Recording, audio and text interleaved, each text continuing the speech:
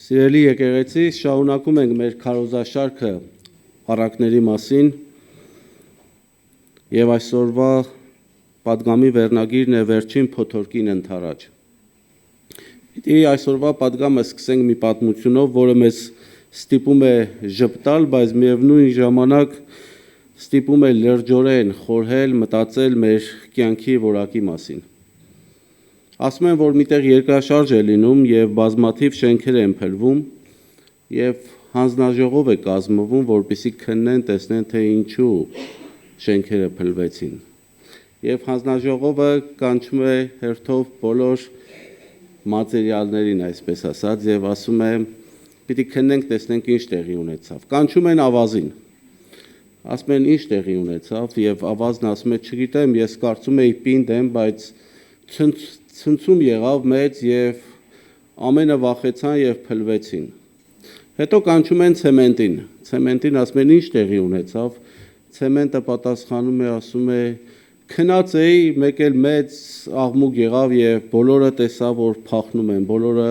քանդվում է ամեն ինչ իմ կողքին։ Եվ այդպես հերթով հարցաքննում են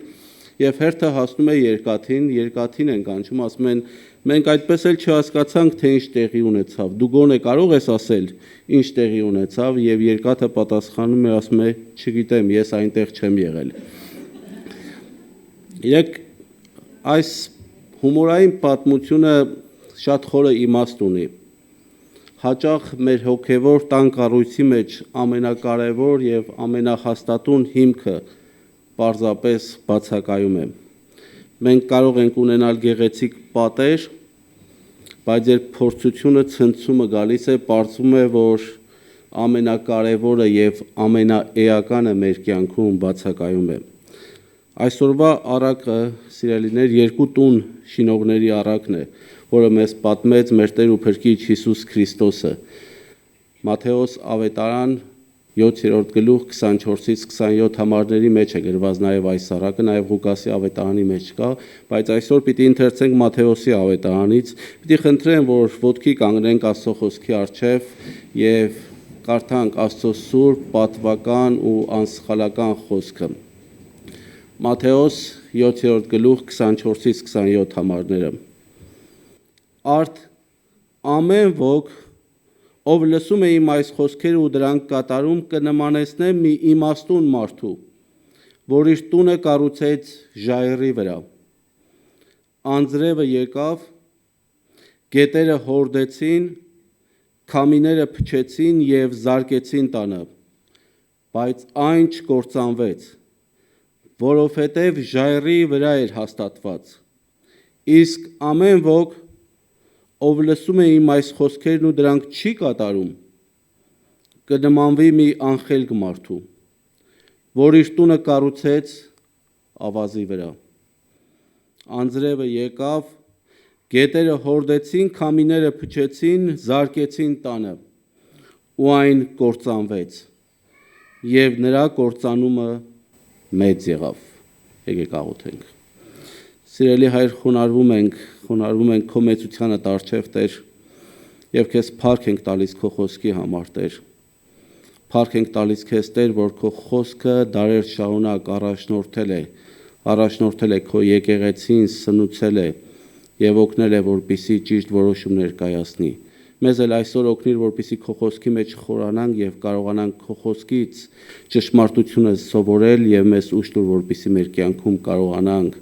գործնական քայլել այդ քո խոսքի հիմքի վրա, Հիսուս Քրիստոսի անունով, ամեն։ Կարող ենք նստել, սիրելիներ, եւ որ ընթերցում ենք Մատթեոսի ավետարանը եւ մենք որպես եկեղեցի սերտեցինք Լեռան քարոզը։ Այս առակով ավարտվում է Լեռան քարոզը եւ եթե դուք կհիշեք, նաեւ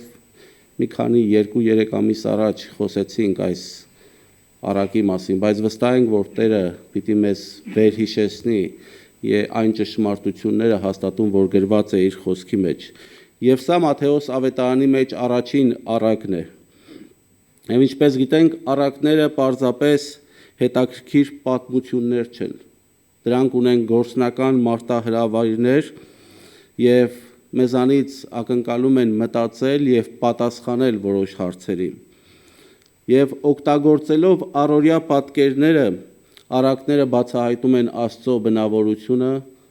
բացահայտում են Աստծո թագավորությունը, նաև մարդկային ճիշտ հարաբերությունների մասին են խոսում։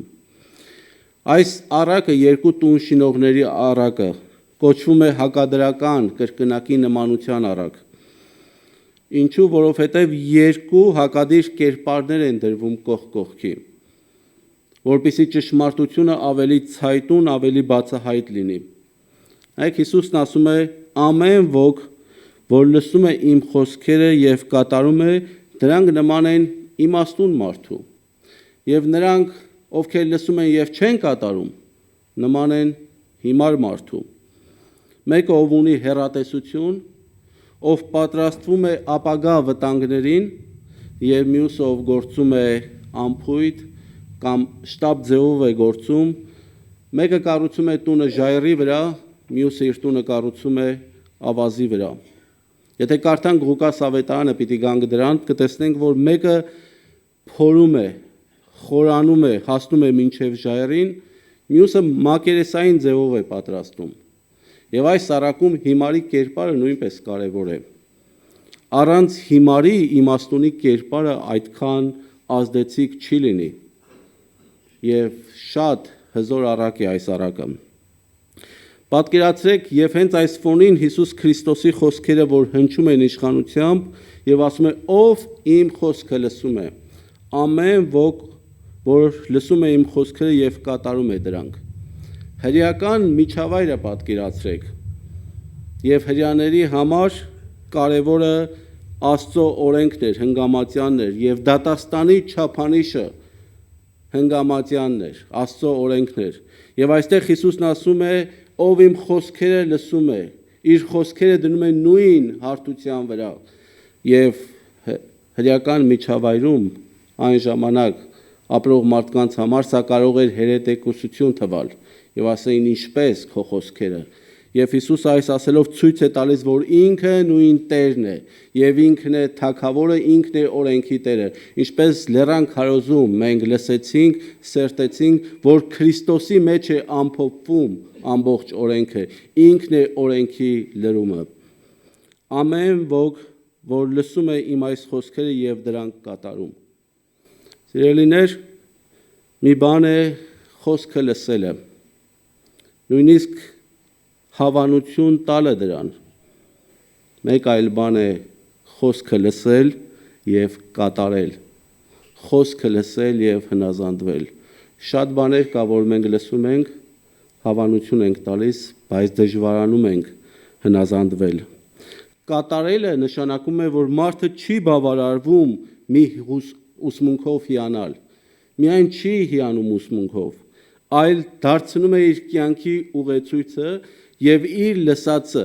ինքը օգտագործում է, կյանքի է կոչում, իր կյանքը մոդելավորում է, իր կյանքը կառուցում է այդ խոսքերի հիման վրա։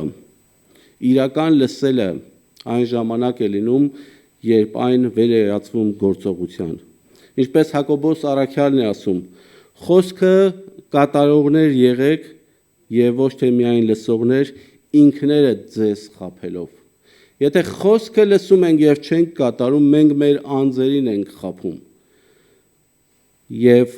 սա նման է նաև Հակոբոս առաքյալն ասում, նման է մի մարդու, ով հայելու մեջ իրեն տեսնում է եւ մի քիչ հետո, եւ որ մի կողմ է գնում, մոռանում է, թե ինքը ինչպիսի տեսք ունի։ Նույն միտքը կա Հռոմեացիս 2-րդ գլուխ 13-րդ համարում, որը ասում է, որովհետեւ ոչ թե օրենքը լսողներն են արդար Աստծո առջև, այլ օրենքը կատարողները կարդարանան։ Ոչ թե օրենքը լսողներն են արդար, այլ նրանք, ովքեր օրենքը լսում են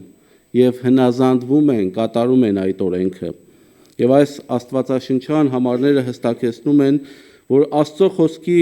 նկատմամբ մեր դիրքը ոչ թե մտավոր միայն համաձայնությունն է, այո, մտքով ես համաձայն եմ, այլ առավել կարևոր հնազանդությունն է Աստծո խոսքին։ Ինչպես նշեցինք, նույն առակը կա Ղուկասի ավետարանի մեջ։ Հետաքրքիր է, որ այնտեղ Ղուկասի ավետարանում մենք տեսնում ենք ոչ թե միայն շինության տեղը, թե որտեղ է կառուցվել, այլ այդ կառուցման գործընթացն է կարևորում Ղուկաս ավետարանիչը։ Իմաստուն շինողը նա է, ասում է Ղուկասի ավետարանում, ով փորում է, խորանում է եւ հիմքը դնում է ժայռի վրա։ Գիտեք, Պաղեստինյան պայմաններում շատերը նախընտրում էին տները կառուցել չորացած գետնահունների մոտ, բայց իմաստունը օժտված էր հեռատեսությամբ։ Նա գիտեր, որ այդ վայրը ժամանակ պիտի գա, որ ջրհեղեղներ պիտի լինի, եւ առաջին հայացքից այդ վայրը, որ անվտանգ էր, վտանգավոր պետք է դառնա, եթե միայն մակերեսի վրա է կառուցվել։ Եվ այս մանրամասը մեզ հուշում է, սիրելիներ, որ քրիստոնեական կյանքը չի կարող մակերեսային լինել։ Ժայռի վրա կառուցել նշանակում է մենք որպես քրիստոնյաներ կառուցում ենք Քրիստոսի վրա եւ մնում ենք Քրիստոսի մեջ։ Իմաստուն մարդը չի բավարարվում միայն հեշտությամբ կառուցելին։ Նա փորում է այնքան ժամանակ, մինչև հեռացնում է ամբողջ այդ փխրուն հողը, հեռացնում է ավազը, որպեսզի իր կյանքի միակ բացարձակ ճշմարտությունը, հիմքը դառնա Աստծո խոսքը, Քրիստոսի հեղինակավոր խոսքը։ Փորում է, հողը հեռացնում է եւ այդ մակերեսային շերտերը մի կողմ է դնում, որը բաժանում է ժայռից, այդ հողերը մարդուն բաժանում է ժայռից եւ ինքը ամբողջովին փորում եւ հեռացնում է։ Եվ սիրելիներ, սա շատ կարևոր է մեր կյանքի համար։ Մեր կյանքի համար այդ ավազը, այդ հողը կարող են լինել գաղափարներ, կարող են լինել արժեքներ, կարող է լինել մեր եսասիրությունը, մեր հպարտությունը, որոնց վրա մենք տարիներ շարունակ փորձեր ենք կառուցել մեր տունը։ Բայց եթե Քրիստոսը չէ հիմքը, առիթ ունենք մտածելու։ Այս խորանալու գաղափարը նաև 5 կտակարանում կարող ենք տեսնել։ Այսօր մենք ընթերցեցինք Սաղմոս 1-ը։ Նաև նույն գաղափարը կա Երեմիա 17-րդ գլխի 7-8 համարների մեջ, որ ասվում է. «Օրհնյալ լինի այն մարդը, որ Տերոջն է վստահում, եւ Տերն է նրա վստահությունը։ Նա ջրերի մոտ տնկված մի ծառի նման կլինի, նա իր արմատները կգցի գետի մոտով եւ չի տեսնի տաքության գալու ժամանակը։ Նրա տերևները կանաչ կլինեն, երաշտի տարում նա չի մտահոգվի եւ չի դադարի պտուղ տալուց»։ Սաղմոս 1-ի գաղափարն է, նույն գաղափարն է։ Ինչպես տուն շինողը պետք է խորը հիմքի վրա կառուցի իր տունը, այնպես էլ ծառը պետք է իր արմատները խորը տարածի դեպի կենդանի ջրերը։ Երբ արմատները կամ շենքը, որի հիմքը ավազի վրա է, թաքնված է խորության մեջ, ոչ մի արտաքին դժվարություն, ոչ մի տապ, ոչ մի փոթորիկ չի կարող քանդել այդ տունը։ Բայց եթե մակերեսի վրա է, գործանումը մեծ պիտի լինի, որ վերջում պիտի տեսնենք։ Եվ այս 5 տակարանյան պատկերները նաև օգնում են մեզ հասկանալու, որ կարևորը ոչ թե արտաքինի մեջ է, ճյուղերի մեջ, որ երևում են, այլ անտեսանելի խորության մեջ են, որ առաջի հայացքից չի երևում։ Այսինքն իմաստուն շինողը նա է, ով կանխատեսում է, ով տեսնում է ապագա դժվարությունը եւ փորելով պատրաստվում է ճգնաժամին։ Ինքը գիտի, որ ճգնաժամը գալու է եւ այդ ճգնաժամը անխուսափելի է։ Եվ սա մեզ սովորեցնում է, որ քրիստոնեական կյանքը պահանջում է գիտակցված ընտրություն, Սուրբ Հոգու առաջնորդություն է պետքը, որպեսզի կարողանանք ոչ թե մեր շենքը լոգ մակերեսի վրա կառուցենք, մեր հավատքը մակերեսային չլինի, այլ խորը հնազանդվող հավատք լինի։ Ցավոք, եւ որ նայենք մեր շուրջը, նայենք այսօրվա քրիստոնեական կյանքին, այսօր այդ մակերեսային քրիստոնեությունը տարածված է։ Սիրելիներ, արտաքին տեսքը հաճախ խաբուսիկ է։ Մինչև ճգնաժամի գալը, մինչև փոթորկի գալը, մինչև դժվարությունները, երկու տներն էլ նույն ոճի են, նույն ձևի են, նույն տեսք ունեն։ Երկուսն էլ առաջին հայացքից կարող են թվալ ամուր, երկուսն էլ կարող են թվալ անառիկ, կարող են հոգևոր թվալ, եթե կյանքի վերածենք։ Հիմար մարդը, որ իր տունը շինում է արտաքուստ, չի տարբերվում։ Ոչ մի բանով չի տարբերվում իմաստունի տնից։ Նա նույնպես ջանք է թափում, կառուցում է, պատեր է բարձրացնում, սակայն ամբողջ սխալը թաքնված է հիմքում։ որը անտեսանելի է մակերեսային հայացքի համար։ Եվ այսօրվա մակերեսային քրիստոնեությունը հենց այդպիսին է, որտեղ մարդիկ բավարարվում են, կամ մարդը բավարարվում է եւ որ գալիս է եկեղեցի եւ Տեր է կոչում, կամ գալիս է եկեղեցի եւ մասնակցում է եկեղեցիական ծառայություններին կամ արարողություններին եւ ասում է, որ խիղճս հանգստացավ։ Մակերեսային հավատքը միգուցե լավ է լուսանկարներում, մակերեսային տները միգուցե լավ են նայվում լուսանկարների մեջ, բայց այդ տների մեջ ապրելը չափազանց վտանգավոր է։ Եվ պետք չի բավարարվենք եւ մեր խիղճը հանգստացնենք, ասենք, որ մենք եկեղեցիական կյանք ենք ապրում կամ եկեղեցի ենք հաճախում։ Լավ տեսք ունենալը բավարար չէ, ճիշտ գիտենալը բավարար չէ, այլ կարևոր է, որ մենք իրականում ինչ որ գիտենք, որ ճիշտ է, կյանքի կոչենք եւ ապրենք այնպես, ինչպես Աստծո կամքն է, իրեն կամքի ճշմարտության մեջ մնալով։ Մակերեսային հավատքը պարզապես խղճի հանգստության համար է։ Մարդը իրեն ապահով է զգում, քանի որ կատարել է կրոնական արտաքին պահանջները, բայց նրա կյանքը, որոշումները, նրա վարքը չեն արտացոլում Քրիստոսի կյանքը։ Եվ այստեղ ամեն մեկս կարող ենք մեզ հարց տալ, որտեղ է կառուցված կամ ինչի վրա եմ կառուցում ես իմ տունը, արդյոք իմ կյանքը արտացոլում է Քրիստոսի կյանքը։ Արդյոք ես Աստծո խոսքին հնազանդ եմ, թե ոչ։ Ավազի վրա կառուցելը նշանակում է կառուցել առանց ջանքի, նշանակում է կառուցել առանց զոհաբերության եւ առանց խորանալու։ Դա այն քրիստոնեությունն է, որ մարդուց ոչ մի բան չի պահանջում, ոչ բնավորության փոփոխություն, ոչ զսպվածություն, ոչ սիրել մերձավորին։ Սա էժան շնորհն է, սիրելիներ, որ փորձում է հանգստացնել մարդու խիղճը առանց իրական հնազանդություն պահանջելու։ Սակայն իրական հավատքը չի սահմանափակվում շուրթերով, այն դառնում է կյանք։ Եթե մեր քրիստոնեությունը, մեր քարոզած, մեր ապրած քրիստոնեությունը մեզանից չի պահանջում զոհողություն, փոփոխություն մեր մեջ, ապա ինքներս մեզ խաբում ենք, ինչպես մի քիչ առաջ Հակոբոսի թղթի մեջ կարդացինք։ Մակերեսային հավատքը կարող է աշխատել այնքան ժամանակ, քանի դեռ կյանքը հեշտ է, քանի դեռ դժվարություն չի եկել, բայց քանի որ չկա այդ ներքին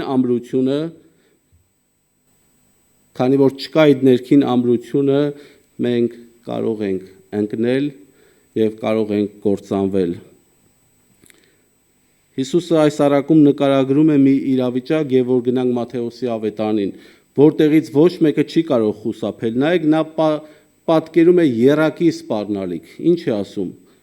Անձրևները կգան, որ թափվում է երկնքից, վերևից, հեղեղները կգան, որ հարվածում են ներքևից, եւ ասում է, որ քամիները կփչեն, որ հարվածում են կողքից։ Սա է մեր կյանքի իրականությունը։ Սա քննություն է մեր կյանքի համար։ Անձրև, հեղեղ, քամիներ, սա է մեր կյանքը փորձության ենթարկում։ Կարևոր է, որ ամեն մեկս գիտակցենք եւ հասկանանք, որ այս փոթորիկը, քամին, չգիտեմ, հեղեղները նույն ձև հարվածում են թե իմաստունի տնին, թե հիմարի տնին։ Ոչ մեկը ապահովագրված չեն եւ եկեք չխափանվենք, սիրելիներ։ Մենք մեզ չխափենք, ասենք, որ եթե երկար ժամանակ սկսենք աղոթել, մենք ոչ մի փորձության առաջ չենք կանգնի։ Եթե Սուրբ Գիրքը կարդանք, եկեղեցի գնանք, մեզ փորձություն չի հանդիպի։ Բավարար է հիշեք Հոբի օրինակը, Աստվածաշնչում շատ օրինակներ կան, բայց Հոբը արդար լինելով այդ կանգնեց այդ մեծ փորձությունների եւ դժվարությունների առջև։ Փորձությունը գալու է եւ մենք որպես քրիստոնյաներ պիտի պատրաստվենք, պիտի նայենք, թե ինչպես պիտի դիմագրավենք այդ փորձություններին։ Եվ փոթորիկը, սիրելիներ, պարզապես բնական աղիթ չէ։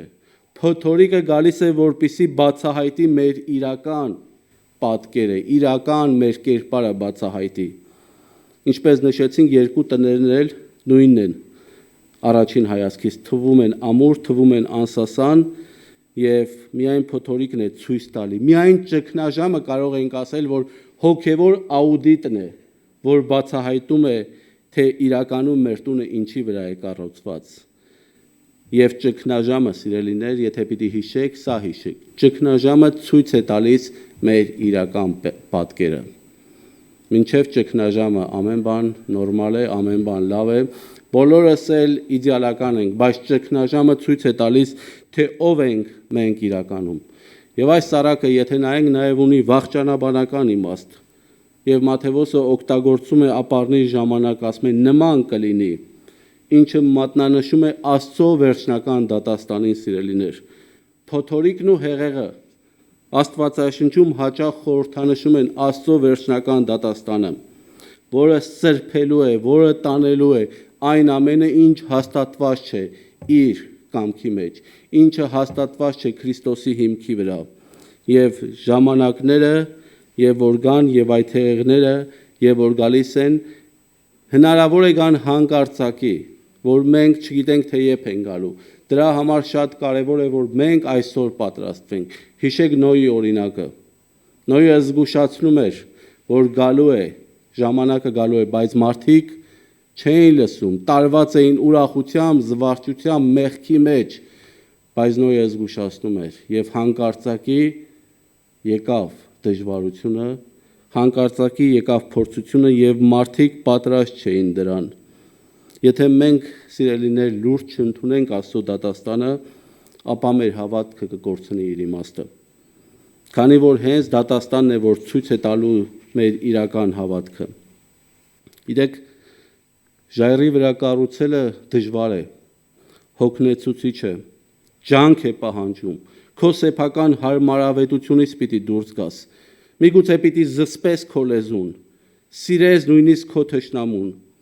Մենք չպետք է խափանվենք արտաքինով, սիրելիներ։ Այո, դժվար է, բայց մենք պետք է փորենք, խորանանք եւ Քրիստոսի վրա կառուցենք մեր հիմքը։ Եվ գիտեք, շատ կարևոր է, որ Քրիստոսի խաչը դառնա մեր հենարանը, եւ Քրիստոսի խաչը ոչ թե միայն մեր փրկության գինն է, որ տրվեց, այլ Քրիստոսի խաչը այն ուժն է, որով մենք կարողանում ենք մեռնել մեր եսի համար եւ ապրել Աստծո կամքի մեջ, կարողանալ ապրել Աստծո կամքի համար։ Քրիստոսի խաչն է, որ մեզ օգնում է, որ մեզ ցույց է տալիս, որ մենք այլևս մեր համար պիտի չապրենք։ Մենք պիտի ապրենք նաև օրհնություն լինելով մեր շրջապատի համար, մեր համայնքների համար, եկեղեցու համար, ազգի համար, մեր շրջապատի համար։ Եվ այս սարակը, սիրելիներ, եթե տեսնենք ամփոփվում է կամ վերջանում է եւ զգուշացնում է ամեն մեկին։ Ասում է, որ հիմարը, որ իր տունը կառուցեց, այդ տան կործանումը մեծ էր, կործանումը մեծ եղավ։ Եվ սա մեզ հուշում է, որ Աստծո հետ կատակ անել չի կարելի, սիրելիներ։ Մենք չենք կարող Աստծո հետ կատակ անել։ Հավատալ Աստծուն եւ չապրել նրա կամքով պարզապես թերացում չէ։ Աստծո խոսքը ասում է, որ դա հիմարություն է։ Եթե մենք հավատում ենք Աստծո խոսքին, եթե մենք հավատում ենք Աստծուն, եթե մենք գիտենք ճշմարտությունը, մենք կառուցված ենք, մենք կանչված ենք, որպեսզի կառուցենք մեր տունը ժայռի վրա։ Եվ եթե չկառուցենք ժայռի վրա, անխուսափելիորեն այդ տունը փլուզվելու է եւ որ դժվարությունը եւ որ ժամանակը գա։ Բայց հնարավոր է, որ մեր մեջ լինեն մարդիկ կամ աշխարհի մարդիկ լինեն, ասեն, գիտեք ինչ, ինքնավստահ ասեն, ես իմ կյանքում բազում փոթորիկներ եմ տեսել, ես իմ կյանքում բազում դժվարություններ եմ տեսել եւ մնացել եմ անառիկ։ Բայց կուզեմ այդ մարդուն մի այսպիսի հարց տամ. ինչ կասեք վերջին փոթորիկի մասին, երբ կյանքը ավարտվի եւ սկսի հավիտենականությունը։ Քարոզի վերնագիրին նայեք, հայտագրի մեջ կա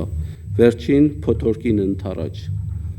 Այո, գուցե մեր կյանքում մեր մարդկային տոկունությունը այնքան բավարար լինի, որ կարողանանք դիմագրավել կյանքի այս դժվարությունները։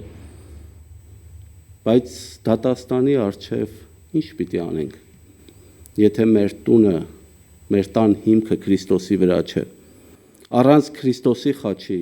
եւ առանց նրա պատվիրաններին հնազանդվելու, նույնիսկ եթե ամրոցներ կառուցենք հողի վրա, բայց հիմքը Քրիստոսը չլինի, վերջնականապես դատաստանի օրը ամեն բան պիտի փշրվի։ Եվ որպեսզի սիրելիներ մեր այսօրվա քարոզը լոգ միայն լսեր չլինի, այլ կարողանանք կատարել, մենք պետք է քննենք մեր կյանքը։ Առաջին հերթին անկեղծ ինքնաքննություն է պետք։ Հարցրու ինքդ քեզ, ես էլ ինձ հարցնեմ. արդյոք իմ հավատքը հիմնված է Քրիստոսի վրա, թե տարբեր զգացմունքների վրա։ Եթե մեր քրիստոնեությունը մեզանից ջանք չի պահանջվում, ինչպես ասեցինք, եթե մենք չենք փորել, չենք խորացել, մեր ներսից հեռացնելու մեր հպարտությունը, մեր եսասիրությունը, հնարավոր է, որ մեր տունը դեռ ավազի վրա է։ Եվ պետք չէ երբեք առանձնացնել հոգևոր գիտելիքները մեր կյանքից, մեր գործերից։ Եթե գիտենք, որ ներել է պետք, այսօր պետք է ներես։ Ոչ թե գիտեք ինչ, լոկ ասենք, ներել եմ, որպեսզի արտաքնապես հոգևոր մարդու տպավորություն թողես, որ բոլորը մտածեն, որ դու հոգևոր ես, այլ ամբողջ սրտով իրապես ներես։ Երբեմն մենք ասում ենք ներել ենք, բայց եւ որ հարմար առիթ ենք ունենում, սկսում ենք բամբասել եւ չարախոսել մարդկանցից եւ հարցը ներել ենք թե չէ։ Թե ասում ենք ներել ենք, որ արտաքին այդ տունը ցույց տանք, որ մենք հոգևոր ենք, որ մենք էլ է Քրիստոսի մեջ ենք։ Եթե պետք է սիրել, ամբողջովին սիրի։ Եղիր անկեղծ քո աշխատանքի մեջ, քո գործունեության մեջ եւ սիրելի քույրեր եւ եղբայրներ, եկեք չլինենք միայն